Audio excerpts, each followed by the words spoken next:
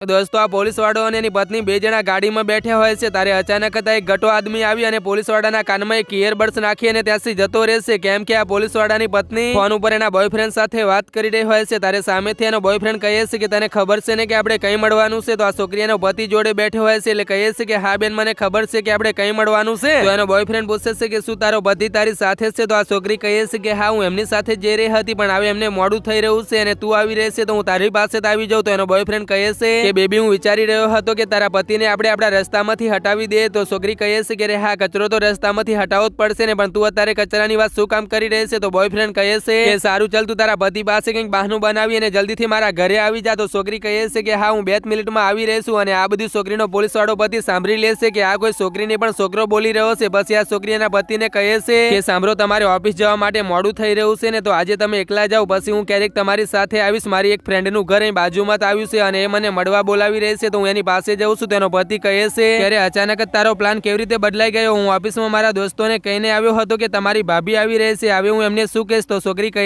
છે કે હા તમારી વાત સાચી છે પણ મારે મોલમાં પણ જવાનું છે અને મારી ફ્રેન્ડ કહી રહી હતી કે બાજુમાં એક મોલ આવેલો છે તો હું પછી ક્યારેક ઓફિસે આવીશ તો એનો પતિ કહે છે કે સારું ચાલ કઈ વાંધો નહીં પણ તું વહેલાસર ઘરે જતી રહેજે પછી એ પત્નીને બાઈક લઈને ત્યાંથી જતો રહેશે ત્યારે આ છોકરી સીધી એના બોયફ્રેન્ડના ઘરે આવી જાય છે તો એનો બોયફ્રેન્ડ કહે છે કે અરે વાહ યાર કોઈને પાગલ બનાવતા તો તારાથી કોઈ શીખે તું તારા પતિને કેવી રીતે પાગલ બનાવીને આવી જાય છે મને તો કઈ ખબર પડતી જ નથી તો આ છોકરી કહે છે કે અરે આજે તમે ફોન ઉપર એવી વાતો કરી રહ્યા હતા કે મારા પતિને આપણી ઉપર શક થઈ જવાનો હતો પણ એ તો હું તો વાત ફેરવી રહી હતી તો એનો બોયફ્રેન્ડ કહે છે કે અરે ચલ બેબી એ બધી વાત છોડ આજે આપણે કેટલાય દિવસ પછી મળ્યા છે તો એક સારી રેસ્ટોરન્ટમાં જમવા માટે જઈએ અને આ બે જણા ત્યાંથી જવા લાગે છે પણ એટલામાં અચાનક જ છોકરીનો પતિ ત્યાં આવી જાય છે અને બોલે છે કે અરે ઉભા રહો તમારે ખાવાનું ખાવા માટે રેસ્ટોરન્ટ જવાની કોઈ જરૂર નથી હું તમને અહીંયા જ ખવડાવી દેવ છું પણ હવે તો આગળ છોકરીના પતિએ જે કર્યું એ જરૂર જોઈને જાજો પણ એના પહેલા એ અંબે માતા જે પણ કોઈ આજે આ વિડીયો પર એક લાઈક કરીને ચેનલને સબસ્ક્રાઇબ કરીને ઘરમાં કોઈ દિવસ ધનની કમી ના રહેવા દેતા અને કોમેન્ટની અંદર જય માતાજી જરૂર લખી દેજો પછી આ છોકરીનો બોયફ્રેન્ડ પોલીસ વાળાને જોતા જ બહાનું બનાવીને કહે છે કે બેન આજે મારી બેન ઘરે નથી તું કાલે એને મળવા માટે આવજે પણ છોકરીનો પતિ કહે છે કે હવે તમારે નાટક કરવાની કોઈ જરૂર નથી મને બધી ખબર છે કે તું એનો શું થવું છું હવે હું તમારી ઉપર એટલા કેસ કરીશ કે તમારા બેની જવાની જેલમાં જ પૂરી થઈ જશે પછી આ બેને પકડીને જેલમાં લઈ જાય છે।